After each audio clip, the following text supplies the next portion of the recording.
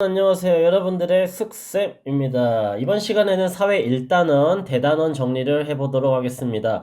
우리가 저번 시간에 학교에서 전반적인 이론 부분은 설명을 다 끝냈기 때문에 주요 문제를 통해 가지고 여러분들의 지식들을 여기저기 모아서 정리를 해보도록 하겠습니다. 이번 문제는 45문제인데요. 이걸 공부한다면 아마 사회평가에서 좋은 결과가 나올 수 있을 것 같습니다. 자, 바로 1번으로 넘어가겠습니다. 우리가 1960년 4월 19일 어떤 일이 있었는지는 알고 있죠. 바로 우리가 4.19 혁명이 일어났는데요. 이거의 원인은 뭐라고 했죠? 3.15 부정선거였죠. 그래서 여기에 나온 사람들은 아마 3.15 선거는 불법 선거이다라고 말했을 가능성이 크겠죠. 자, 2번 문제입니다. 4.19 혁명의 전개 과정, 순서에 대해서 우리가 한번 배워보도록 하겠습니다. 자, 순서를 보면은 먼저 여기 기억 부분, 3.15 부정선거를 앞두고 이승만은 부정부패에 대한 대구에서 학생 시위가 일어났다고 하는. 자, 뒤이어서 마산에서 우리가 부정선거를 비판하는 시위가 일어났습니다. 그리고 니은 4.19 전국에서 많은 시민과 학생들이 시위에 참여했다고 하죠. 그리고 리을 학생들에 이어서 대학 교수들도 학생을 지지한, 그러니까 대학 교수가 먼저가 아니라 학생이 먼저라고 우리가 생각하면 되겠네요. 자, 다음 리을 다음에는 디귿. 이승만은 결국엔 대통령정에서 물러나는 하야를 하게 됐죠. 그리고 마지막으로 우리가 시민들은 질서를 지키면서 혼란을 바로잡으려는 이런 민주화 운동을 마치게 됩니다. 자, 그럼 바로 3번 넘어가겠습니다. 기억에 들어갈 내용으로 옳은 것은 무엇일까요? 자, 여기에 보면은 다른 정보는 필요가 없는데 여기서 알게 된 점, 많은 시민들과 학생들의 희생이 있었고 민주적인 절차와 과정을 무시하고 들어선 정권은 국민 스스로 바로잡아야 된다. 자, 이거는 우리가 민주화 운동에 관련된 얘기니까 여기 민속은 민주화가 아니죠. 그냥 우리가 트레디셔널 전통적인 그런 걸 의미하는 거고요. 우리가 민주화를 말하는 건 여기 국립, 4.19 민주묘지, 4.19 혁명을 기리는 묘지가 있습니다. 자, 다음 4번 생각 구문에서 들어갈 역사적 사건. 여기 보면은 힌트가 마구마구 나오는데 전라남도 광주, 그리고 전두환, 군사정변, 1980년, 그리고 세계의 기록 유산으로 등재된, 자, 바로 우리가 5.18 민주화 운동이라고 알 수 있죠. 자, 광주만 봐도 우리가 이걸 기억할 수 있어야 됩니다. 자, 그리고 뒤이어서 5번입니다. 빈칸에 들어갈 댓글로 가장 적절한 것은 무엇일지. 5.18 민주화운동이 일어난 원인을 알려주세요. 자, 우리가 5.18 민주화운동은 누구 때문에 일어났어? 전두환의 쿠데타 때문에 일어났다고 했습니다. 그러면 여기에는 군사정변을 언급한 5번 선지가 정답이 되겠죠. 자, 그리고 6번 넘어가겠습니다. 5.18 민주화운동 기록물 알 수 있는 사실은 무엇인가요? 자, 당시 상황을 담은 글입니다. 여기 보면은 우리는 보았다. 사람이 개 끌리듯 끌려가 죽어가는 것을 두 눈으로 보았다. 자, 이건 뭐야? 군사정변을 의미하는 거잖아요. 자, 여기 보면은 군사정변 군인들이 언론을 통제했다라는 걸 알 수 있죠. 왜냐하면은 여기에서 전남매일신문이라는 신문사, 자, 신문이라는 거는 언론에 해당되니까 군사정변을 일으킨 군인들은 언론을 통제했다라는 거를 알 수 있습니다. 자, 여기에 보면 3번과 헷갈릴 수도 있는데 조금 더 적절한 거는 4번. 언론을 통제했다는 것까지 언급한 4번 선지가 더 적절하겠죠.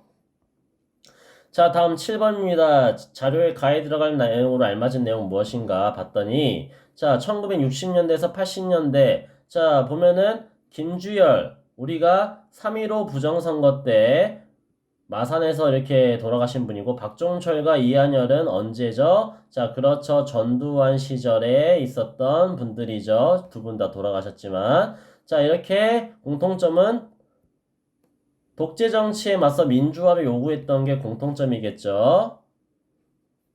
자, 시대는 다르지만 모두 다 독재 정치에 맞섰던 분들입니다. 자, 그 다음 8번 넘어가겠습니다. 글을 뒷받침해 줄 수 있는 자료로 적절한 거는, 자, 글을 보면은 민주주의는 부당한 정권에 맞서 싸웠던 수많은 시민과 학생들의 희생이 있었기 가능했다. 자, 그럼 뭐예요? 여기에서 민주화 운동에 해당되는 거는 1번밖에 없고 나머지는 뭐예요? 군사정변과 유신헌법은 독재 시절이고요. 지방자치제는 이제 민주화운동이 다 끝나고 훗날에 있었던 겁니다. 자, 그리고 10번 역사적 사건의 결과를 보기에서 모두 고른 것은 무엇인가요? 자, 역사적 사건의 결과를 보기에서 모두 고른 것은 무엇인가요? 자, 1987년 6월이죠. 이건 6월 민주항쟁인데 전두환 정부 말기 때 일어난 건데요. 자, 모두 고른 것은, 자, 유신헌법은 박정희 대통령 때고요. 언론의 자유는 둘 다 통제되었죠. 자, 직선제 아니죠. 둘 다 뭐예요? 간선제였는데, 자, 어쨌든 우리가 결과니까 니은과 디귿이 맞겠네요. 자, 그리고 3.15 부정선거 이승만 때고요. 이승만 이거는 3.15 부정선거를 원인으로 해서 일어난 4.19 혁명의 결과라고 할 수 있죠. 자, 11번 두 사람이 이야기하고 있는 제도 무엇인지 써보면, 지역 주민이 직접 선출한 지방의회 의원, 지역의 대표. 자, 이거 뭐예요? 다섯 글자 지방자치제라고 우리가 배웠죠. 자, 12번 역사신문에 가이드가 기사 제목 적절한 거는 뭔지 볼게요. 자, 1971년 제7대 대통령 선거 이후 이거 언제야? 자, 박정희 대통령 때였는데, 자, 그 이후에 직선제로 대통령을 선출한 거. 자, 이 이후에는 박정희 대통령이 직선제에서 간선제로 우리가 계속해서 대통령을 뽑았잖아요. 근데 다시 직선제로 바뀌게 됐다라는 의미니까 2번이 되겠네요. 자, 다음 자료를 활용하여 학습하기 가장 적절한 주제. 첫 번째, 13대 대통령 선거 후보들의 홍보 현수막. 자, 여기에 보면 노태우, 김영삼. 이땐 노태우 아저씨가 됐던 걸로 기억하는데. 자, 그리고 15대 대통령 선거 때 투표하려고 투표 앞에 섰던 시민들. 자, 우리가 전두환 아저씨 때까지는 간선제였다가, 자, 노태우 아저씨 때부터 뭐 한다 했어? 직선제로 우리가 국민들이 직접 뽑기 시작했다고 했죠. 자, 그리고 13번 다음 사례를 활용하여 학습하기 가장 적절한 주제는 뭘까요? 자, 보면은 사회 공동의 문제 해결에 참여하는 모습이 이렇게 있었죠. 1인 시위 캠페인, 서명운동.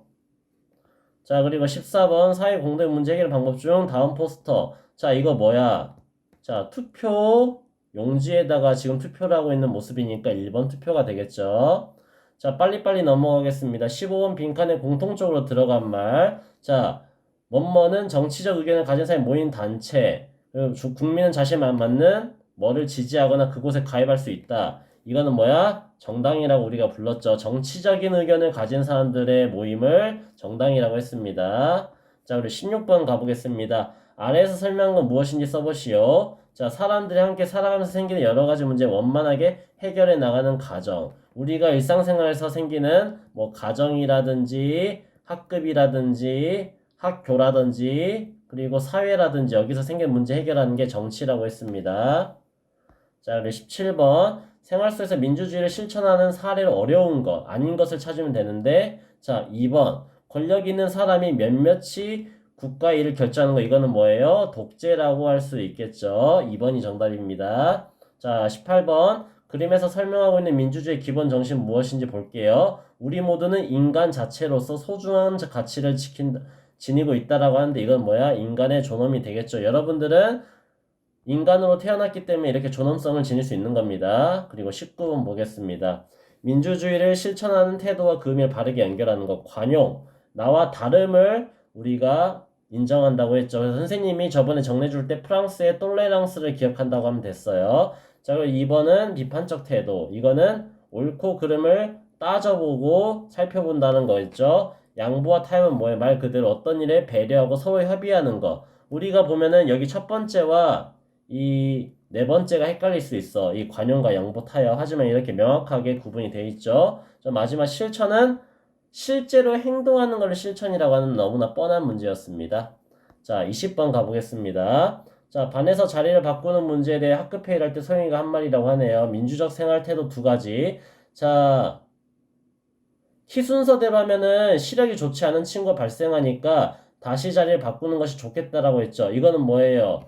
서로가 다름을 인정하는 거야, 다름을. 자, 시력이 다르고, 자, 그리고 저마다의 사정이 있으니 관용이고, 자, 이렇게 다름을 인정해 주니까, 그럼 어떻게 그냥 끝나는 게 아니라 양보와 타협으로 다시 자리를 바꾸자고 하는 거죠.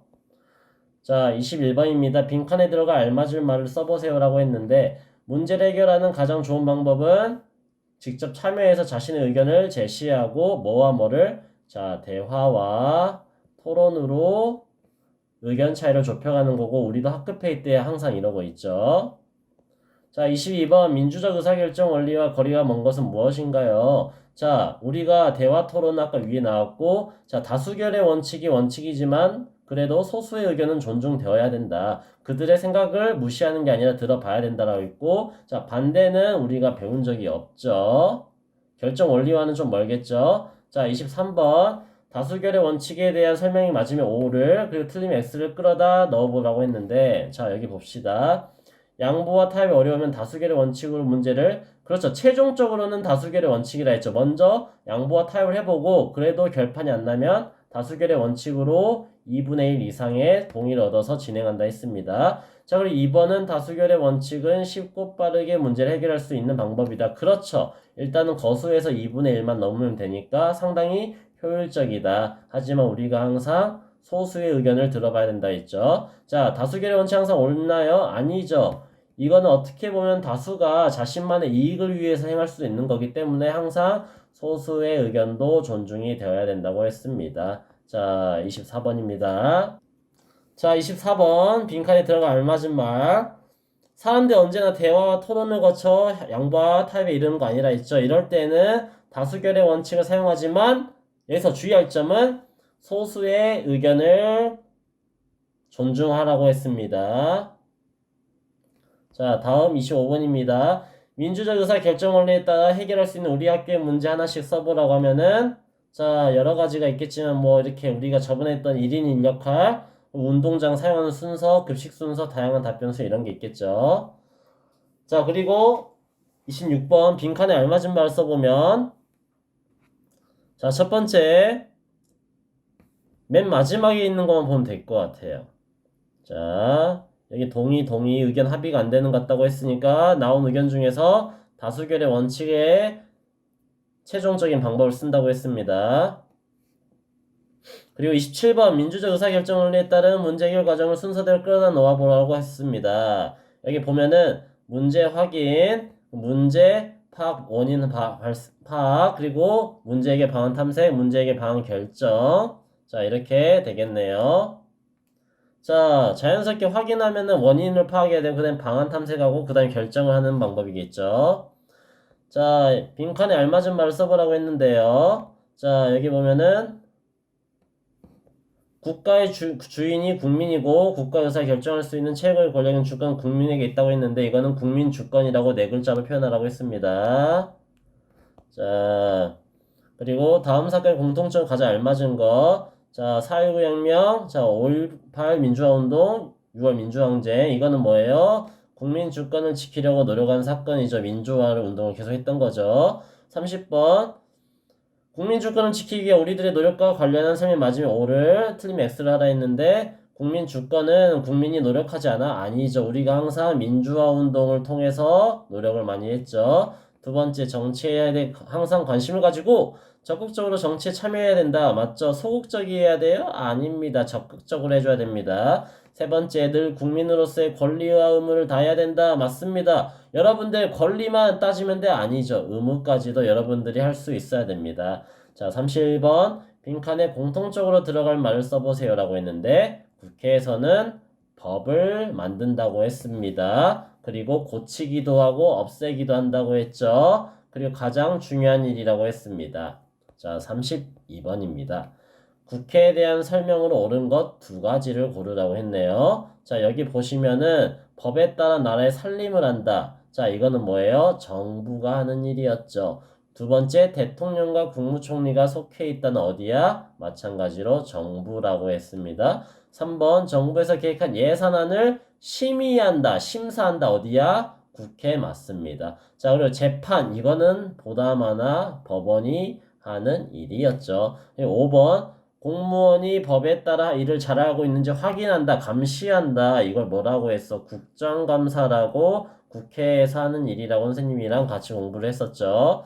자, 33번. 국회의원들이 일한 다음 정서를 뭐라 했나요? 이렇게 동그란 구형의 뚜껑이 있는 건물을 우리가 국회의사당이라고 했고, 이거 요즘에는 세종이라는 도시로 옮기네 마네 하는 소리가 있었습니다.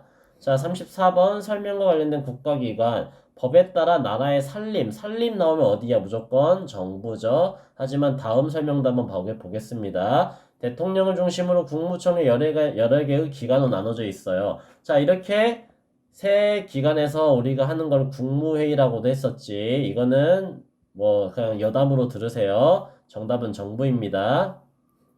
자, 35번 대통령이 하는 일에 대한 설명으로 알맞은 것은 자, 법에 따라 재판 이거는 법원이고요. 정부의 최고 책임자 대통령 맞죠? 그 다음 2등이 국무총리라고 했습니다. 자, 3번은 뭐예요? 이거는 국회라고 했죠. 4번 국무총리를 도와 각부 이건 장관들이라고 했죠. 자, 그럼 국무총리가 외국 방문하면 그 임무를 대신한다? 아니죠. 대통령이 가야 국무총리가 대신하는 거죠. 왜냐면은 대통령이 제일 높고 그 다음에 국무총리가 2등이라고 선생님이 말했었잖아요. 자, 36번 봅시다. 정부의 각 부처와 하는 일을 바르게 연결해 보세요. 우리가 부처 이름은 앞부분을 보고 직관적으로 이해를 하면 되는데 교육부 뭐에서 교육과 관련된 하겠죠. 여기 국민의 교육. 국방부는 뭐 지키는 거겠죠. 나라를 지키는 거. 자, 소방청. 자, 생명과 재산. 자, 식품의약품, 여러 먹는 거 여기에 있는 식품과 의약품 안전 책임진다고 이렇게 이으면 되겠습니다. 자, 너무 어렵게 생각하지 말고 그 부서가 이름이 정해진 걸 딱 보고 하는 일을 유추하면 돼요. 자, 37번 법원이 하는 일로 알맞은 것은 무엇인가요? 만드는 건 어디? 국회. 너무 뻔하다. 재판하는 게 법원이라 했죠. 자, 나라의 중요한 결정을 내린다. 여기는 정부, 대통령이 하는 일이고요. 자, 법에 따라 나라 살림. 이것도 정부죠. 자, 5번 나라의 살림 예산을 뭐야? 심의하는 건 어디예요? 그렇죠. 국회입니다. 자, 38번 빈칸에 알맞은 말을 써보세요. 재판할 때 증거가 부족하거나 판사가 잘못된 판단을 하여 억울한 판결을 받는 사람이 있을 수 있다. 이걸 막으려고 하는 자, 몇 번까지? 세 번까지 이걸 뭐라 그래? 삼심제라고 우리가 부르고 숫자 이렇게 써도 된다고 했습니다. 자, 39번 넘어가겠습니다. 오, 헌법재판소 우리 이거 배웠는데 자, 6명의 재판관이에요? 아니죠. 9명이죠. 자, 법률이 헌법에 어긋나지 않는지 판결한다 했죠. 자, 여기 말 그대로 헌법. 자, 법률은 뭐야? 일단 헌법이 가장 높고 그 다음 법률이잖아요. 그래서 국회에서 이거를 만든다고 했는데 국회에서 그냥 만들어 아니야. 헌법에 근거해서 헌법에 어긋나지 않게 하는데 만약에 만든 법률이 헌법에 어긋나 버린다. 그럼 헌법재판소에서 판결을 하는 겁니다. 그 법률 없애라고. 자, 그리고 마지막으로 개인과 국가, 지방자치단체 사이인 갈등을 해결해 준다. 자, 이거 헷갈릴 수 있어요. 왜냐하면 헌법재판소는 법원의 소속이니까 법원에 뭐 이렇게 비슷한 기관이니까 하지만 그게 아니라 자, 이거는 뭐야? 헌법재판소가 아니라 법원에서 해주는 거잖아요. 우리가 헌법재판소와 법원은 다르다고 생각을 해야 됩니다. 자, 그리고 40번 드디어 애들아 거의 다 왔으니까 조금만 참자. 자, 빈칸에 들어갈 알맞은 말을 써보세요. 자, 우리나라에서 국가 권력을 이렇게 세 가지 기관으로 나눈다고 했어. 이거는 무슨 분립이라고 했는데 세 가지 권력이니까 자, 3권 분립이다. 자, 그리고 41번 자, 해당 낱말 끌어다 쓰라고 했는데 자, 입법부, 국회, 국가를 다스리는 법을 만든다. 자, 그리고 이렇게 정부를 행정부, 그리고 법원은 여기 사법부. 자, 여기에서 우리들 다 비슷한 단어가 들어가 있죠. 정부. 자, 법원. 자, 그리고 법. 근데 이거는 입법이라는 거는 법을 이렇게 들인다라는 거니까 만든다라는 의미랑 똑같아요. 그래서 좀 헷갈릴 수 있는데 입법부는 뭐야? 국회. 자, 42번 우리나라 국가 권력 다음과 같이 나누던 까닭이 무엇인지. 자, 일단 이렇게 세 가지가 합쳐져 버리면 뭐야? 독재. 그래서 우리가 예전에 뭐 이승만 때부터 해서 전두환까지는 우리가 독재의 시대에 살았는데 이걸 방지하기 위해서 이렇게 나눠 놓은 거라고 했습니다. 그래서 이거는 국민의 자유와 권리를 지키기 위해서라고 했죠. 자, 43번 설명이 맞으면 O, 틀리면 X라고 했는데 자, 국가기관이 하는 일 우리 생활과 밀접하게 관련되어 있죠. 그러니까 우리가 항상 감시하려고 하는 거잖아. 자, 그리고 나라의 일을 효율적으로 처리하려면 정부의 권력을 집중해야 돼요? 아니죠. 그러면 어떻게 돼? 독재가 생기고 독재가 되면 여러분들의 자유와 권리는 나가리가 된다고 했었죠.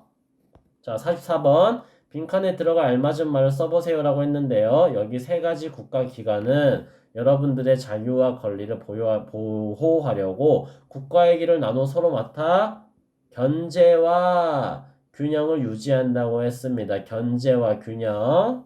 자, 마지막 문제입니다. 밑에 있는 사례에 적용된 민주정치의 원리를 써보라고 했는데요. 대형 할인점의 휴무일, 여러분들 우리 주변에 있는 이마트라든지 이마트 트레이더스 같은 대형 할인점을 왜 휴무일을 굳이 정해서 우리를 불편하게 하느냐? 그게 아니라 여기 보면은 상인들이 대형 할인점 입점을 취소해달라고 문제를 제기했죠. 주변 상인들이. 자, 왜냐면은 이 대형 할인점이 있으면 본인들이 돈을 못 벌게 되고 그러면은 자연스럽게 없어지게 되니까 그런 거죠. 근데 여기에 대고 국회는 법을 만들었어요. 근데 이 법이 영업활동에 해를 끼친다고 소송을 했어. 대형 할인점도. 그러니까 법원이 이번에는 재판을 했죠. 그리고 정부는 이 법에 따라서 조치를 취한 거죠. 자, 이 국회와 법원과 정부 이 세 기관이 같이 했어요. 왜냐면은 혼자서 하면 그게 독재니까. 그래서 이 세 가지 기관이 같이 본인들의 권력과 이런 것들을 견제하고 균형을 잡아가는 삼권 분립을 했다라고 알 수 있습니다. 자, 오늘은 여기까지 하도록 하겠습니다. 스팸 여러분들 꼭 시험 잘 볼 수 있길 바랍니다.